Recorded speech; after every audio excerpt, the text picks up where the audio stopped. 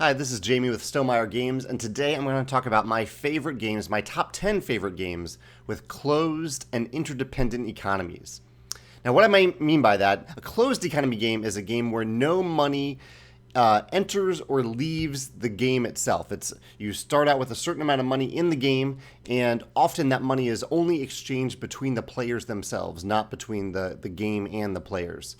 I will give many examples in today's video, but that's the general idea. I've added the term interdependent to the game because I wanted to include games that in which interaction between players, and not just interaction, but exchanges between players are absolutely crucial to the game. You cannot play the game and have even any chance at winning if you do not exchange things with other players. I know that's kind of a broad category, but it's one that I wanted to focus on today because I've realized recently that this is joining my top 5 favorite mechanisms ever, which was previously just a top 4. The latest addition was time tracks, if you want to go back and look at that video. But this, I think, I found is just a mechanism that I really, really love. And there is some overlap between another mechanism I love, I Cut, You Choose. I'm going to start out with 6 honorable mentions very briefly that didn't make the top 10 because they didn't quite meet the conditions, even though they are very, very close to being games that are either closed economies or offer interdependent play.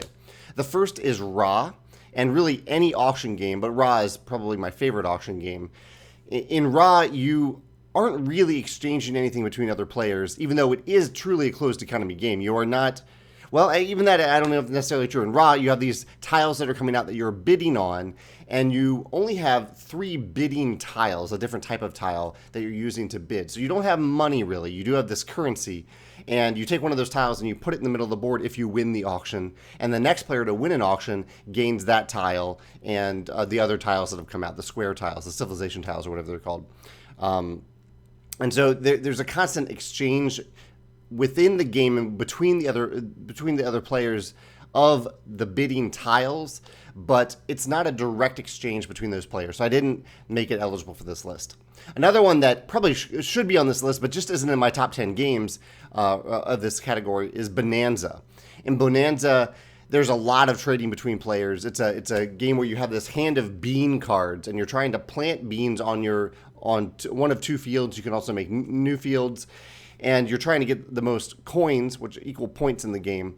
So you're not actually spending money in Bohnanza. You are just acquiring sets of cards, identical cards, planting them on your fields, and then gaining coins as a result of those cards. And Bohnanza has a little twist in that you can't change the order of cards in your hand, but you must play a card from your hand, from the far right, I believe, of your hand, every time you play a card. And so trading is really required in this game to get certain cards out of your hand to other players, or really get them out of your hand and give them to other players so that you can align the best cards possible in your hand. And at the same time, you're getting cards, hopefully, that you want into play into your fields. Settlers of Catan, I had that one over here. I have the Cities and Knights expansion. This is on this list as well. Again, it doesn't quite meet the qualifier because I think you could play a game of Catan without any trading at all. You could just acquire resources and spend them as need be. But I put it close to this list because I think trading does really help in Catan. It is such a crucial part of the game and a reason why players are engaged in every turn of Catan, because you are trying to acquire the right resources to do the things that you want on your turn, but at the same time you're trying to keep your hand size low enough so that if the robber baron hits, you don't lose any cards. So I wanted to put Catan on the list. Another one that's similar to that is Seven Wonders. In Seven Wonders, there are ways to get money from the game, and there many times you're spending money, you're giving money to the game itself to buy things. But there are many circumstances, and I think you could play Seven Wonders without exchanging anything between the players on your left and the right. But I think it does help in Seven Wonders. The players on your left and the right, if they have certain resources and commodities that you need, you can pay them $2 per resource or commodity to use it to play a card that you want to play. And so I think it is possible to play Seven Wonders without making exchanges with other players, but it really does help when you do that. So I wanted to put it in the honorable mentions. 2 more here. Lords of Vegas, which is a very recent play for me. Here's a photo of my recent play. Really the highlight Lords of Vegas, for me, the favorite thing. I think a lot of people love the economy out here. It is a very interesting economy that's happening. There are interactions between players. But the gambling mini game in it, one of the things you can do on your game is basically play a hand of craps against another player's casino. And depending on the size of their casino, the size of your bid and the amount that you can win depends on the size of their casino. So I might pick the biggest casino on the board, place a very big bet in the gambling mini game, and if I win the bet, that casino, that other player, pays me the money for that winning bet. If I lose the bet, I pay that other player. They equal that casino. I paid them that money. So I really like that this gambling mini game happens between players rather than between you and the game itself. That mechanism alone definitely is a closed economy minigame, but it isn't the entire game, and so I didn't think it was fair to put it on this list. And finally, another game that I don't have. Two more. Sorry, one extra one here. For Sale. Almost forgot to mention this one. For Sale is a closed economy. While you are discarding money to the game, you're not adding more money to the game. It's a game where you are acquiring properties and then eventually selling those properties. But it's kind of a weird game. I think it almost fits into its own category. It's kind of an auction game, but it's a weird kind of auction too. So I didn't want to put that in there as well. Then finally, the last game I wanted to put on here is Millennium Blades, which I've only played once, but I had a blast with the trading phase in this game. But looking back on it, and in Millennium Blades, it's a game about collectible card games, but it in itself is not a collectible card game. It's a very interesting theme, very interesting implementation. And the trading phase is fascinating because it's real time. You do it several times over the course of the game. There's tons of stuff that you're trading, and it's a lot of fun. But my recollection of the game, again, I've only played once, was that there's enough stuff in the open economy of the game that you could probably play Millennium Blades without actually trading anything or selling anything to other players. So that's my recollection. I could be wrong about that. Feel free to contest that in the comments, because this one almost made the top 10, because that trading phase in Millennium Blades is so much fun. All right, thanks. I'll tag the beginning of the video to show you where I start, because these honorable mentions went a little bit long, but let me jump into the top 10 now, starting with Warehouse 51, another game that I've only played once. That's why it's so low on the list.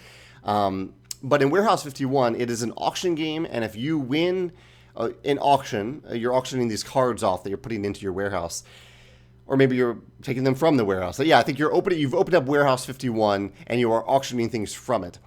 And the really cool twist about Warehouse 51 is when you win an auction, say I win an auction for $10, I must give that $10 not to the bank, not to the general supply, but to the player on my left. And this is just a general rule in the game. So it's not a choice. I'm not choosing player left or right. It just always goes to the player on my left. And so it creates these really interesting interactions in the auction where you genuinely want the player to your right to win some auctions for a lot of money so that you get that money.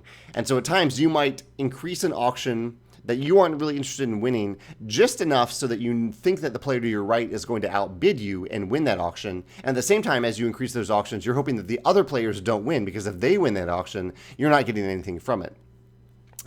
So that, I think, is just a really cool mechanism, that the player on your left pays you in this auction game, Warehouse 51. Number 9 on the list is Chinatown, which just barely made the list at the last minute, because Chinatown isn't a closed economy game, but it is an interdependent economy game. I don't think you could play and be even close to successful in Chinatown without trading with other players. And you can trade a lot of different things. You can trade deeds, you can trade money, you can trade shops that you haven't placed on the board yet, or even you might be able to trade shops that you do own on the board. So pretty much everything is up for grabs during the trading phase of Chinatown. And I think the game mixes randomness well to make the interdependent economy important to the game, because randomly you are assigned certain properties on the board. As the game evolves, you're assigned more and more properties. And the random assignments may benefit you randomly, but oftentimes they don't, but they would really benefit another player. So thanks to that random element, you have just appealing things that come up that other players want to have, and other things come up that other players have that you need or really want yourself. And so I think that mix of randomness and open trading works really well in Chinatown. That's my number 9.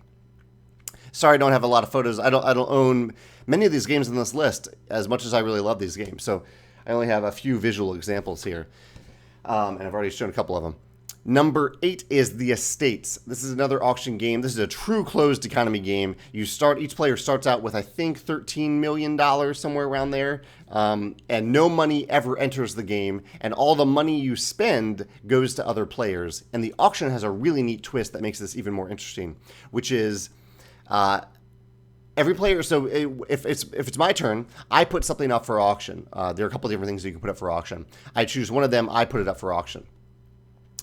Players each get one chance to bid, and then when it gets back around to me, I can either accept the highest bid at the table. So say the previous player bid $9 million. I can accept that bid, take the $9 million, they get the thing that I put up for auction.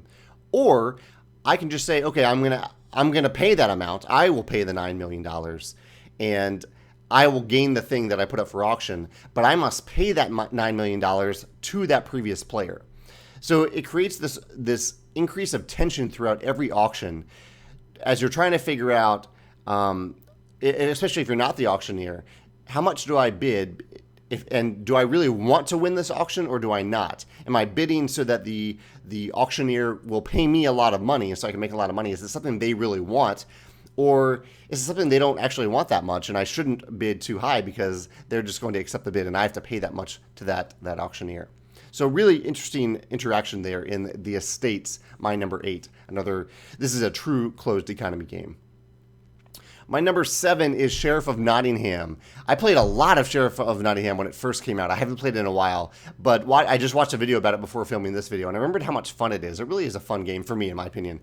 And it is a closed economy game. Each player starts with, I believe, $50 at the beginning of the game, and the rest of the game is kind of this blind trading where you're trying to get goods past the current sheriff, or you're either trying to get contraband past the sheriff, or you're trying to get the sheriff to open a bag that doesn't have contraband because then the sheriff has to pay you.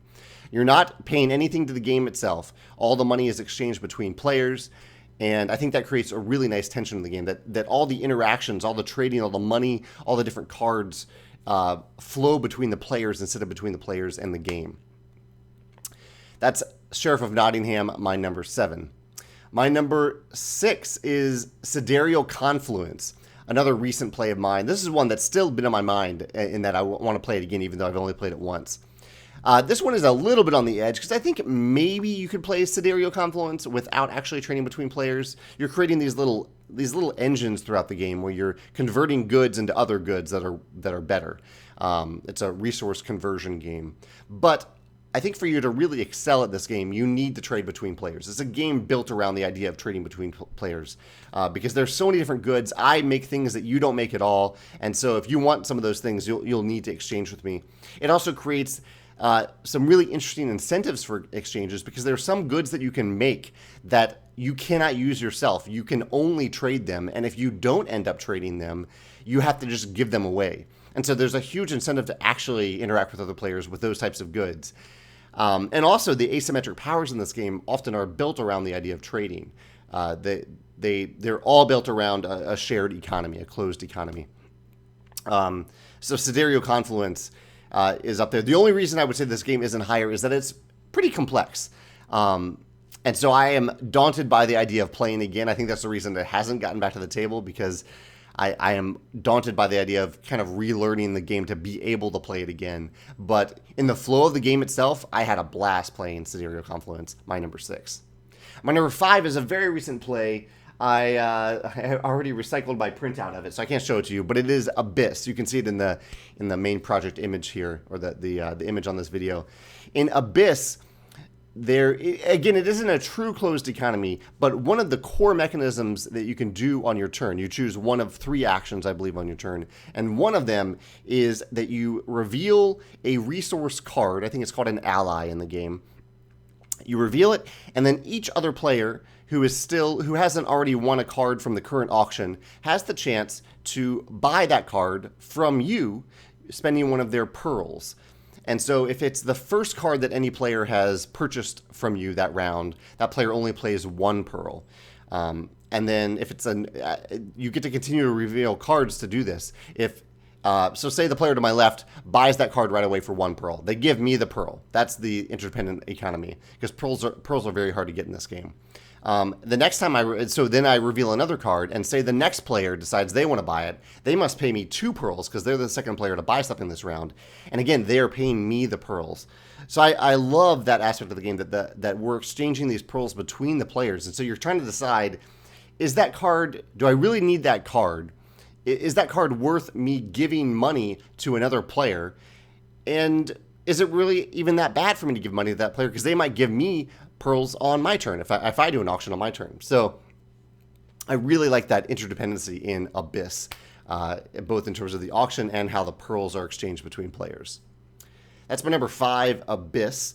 My number 4 is No Thanks. This is a very light filler game, but I have a blast playing it, so that's why it's so high up on the list. I really do have fun with No Thanks. Every player starts out with a certain number, I can't remember the number, of red poker chips, these little poker chips. You keep them secret throughout the game, and throughout the game, you are bidding to stay in the auction, basically. So a card will come up, say the card 26 will come up, and you'll bid just to stay in that auction. If everyone else passes, you end up winning that auction. And not only do you actually, I want to make sure I say this correct because it's been a while since I played it. Whatever it is, the pot as it grows of the red poker chips, that's what it is. So the player who wins the auction not only takes the card, which they may or may not want, but they also take all the poker chips that have been bid so far. So there might be a card, a really high value card that no one wants, and everyone's just bidding really to not take the card often. That's the twist that I have said, not eloquently at all for No Thanks. That you're trying to often not take the card, almost all the time really not take the card. And so the poker chips themselves, though, count against they count for your score at the end of the game. So I'll give an example here. I've been very unclear about this. Say the card is 30. If I take that card, that's worth 30 points to me at the end of the game. But this is a game where you don't want points. So if in that auction for the 30, I end up taking, say, 20 poker chips from that have built up in the pool, those 20 poker chips at the end of the game are worth negative 20 points. So instead of that card being worth 30 for me at the end of the game, it's essentially only worth 10 points at the end of the game. So that's the really interesting, I think, element of No Thanks, that you're trying to bid, but you're trying to decide what is the right moment to stop bidding and just take the card and take these negative points. That's No Thanks, horribly explained. Very simple game, but horribly explained by me in this example. All right, I finally have a visual for you. Isle of Skye is my number 3. Isle of Skye is, again, not a true closed economy. There is money that you are receiving from the bank in the game. But most of the pricing in this game happens between you and the other players. So every turn you price 2 tiles, you get rid of one of them, a third tile, and then you have the choice of buying a tile from all the other players, from one other player. You choose one of their tiles based on the price they've selected for that tile, and you pay them that money. So they are receiving that money, and they actually receive the money that they used to price the tile. So they're not actually losing that money, which came from their own personal supply. So much of the money and the tiles themselves are being exchanged between the players in Isle of Skye, which I think is what makes that game so interesting to me. Number 2 is, and actually I do have a visual here. This is poker. I used to play a lot of poker instead of games, tabletop games, for many years after college before I really got into tabletop games as an adult. And our game that we played was that we'd play Texas Hold'em, champion style. So basically one winner, but usually there would be some money given to the second place player. Every player would buy in for $10 at the beginning of the night. So real money. This is kind of the catch for poker, that I don't think it works with fake money. I think you actually have to have real money on the line. $10 was the amount that we decided on that felt substantial enough to lose, that you wouldn't want to lose it, but also felt like enough that the winner of the game, which was usually between 6 and 8 players, would take home a substantial amount, and they genuinely want to win that money. So poker is a closed economy game. You're exchanging money between players, not the game itself. And I think that's what makes poker really, really exciting, that that the bluffing element of poker, the stakes that happen when you actually bid something, whether or not you actually have a winning hand, what you bid really means something in poker, because that money is either money that you are pushing people away from. You're trying to push them out of the pot so you can gain the money, or you're losing that money to another player and giving them the ability to push you around for the rest of the game. So I love all the decisions that go into poker as you play, especially in relation to the closed economy of the game. Finally, my number one is another one that you've probably seen on many of my other lists, which is the Castles of Mad King Ludwig. This is still one of my favorite games. I am happy to get this game out whenever we want. I do actually love our published version of it, Between Two Castles of Mad King Ludwig, but that doesn't really have a closed economy of it. It doesn't really have an economy at all. It's a drafting game. But in Castles of Mad King Ludwig, you take turns being the master builder. And when you're the master builder, you price different room tiles that have randomly come up. So it's a kind of a theme that you can probably see in this list. There's some randomness that happens, and then someone has control over how they are going to price or exchange those things. I think that might be the hook for many of these closed economy and interdependent economy games. And then each other player, after the master builder prices these tiles, each other player has the chance to buy one of them from the master builder, and they pay their money to the master builder. So the economy of this game really flows in interesting ways, because this is the main way that you're getting money throughout the game, by how you are pricing things based on what you think other players want, what they need, what you're hoping they don't buy so that you can buy it. Because when the master builder buys something, they buy it from the bank. So often on my turn, when I'm the master builder, I try to price something I want fairly expensively, so that I am not giving that big chunk of money to other players, that I'm giving it to the bank itself. And part of that is because the tiles that aren't bid on, that aren't purchased throughout that master builder phase, that auction phase, they stay into place. So they will stick around for the next round. So if something isn't purchased, I'm going to be able to see it the next round and maybe have a chance to bid on it myself. So again, while Ludwig isn't a true closed economy, there are ways to get money from the bank and give money to the bank. The vast majority of the exchanges and all the interesting interactions of the game happen in that pricing payment phase of the master builder, and how the other players are paying money to that master builder. All right, that's my top 10 list for my favorite closed and interdependent games. I have not played all games in this realm, so I'm sure you can mention some of the comments that you can think of where there's a closed or interdependent economy that I haven't thought of. A few people in my Instagram post about it, or maybe my Abyss post, mentioned Container, which I have not played. And there's also Trading on the Tigris, which I have not played yet, but I heard great things from my friends who played that at Geekway. So I'm looking forward to playing that. That might have made the list if I made this video a little bit later. But anyway, I'd love to hear your thoughts on your favorite closed and interdependent economy games, whether they're from my list here or if they're games that I didn't even think of. I look forward to hearing your thoughts in the comments. Thanks.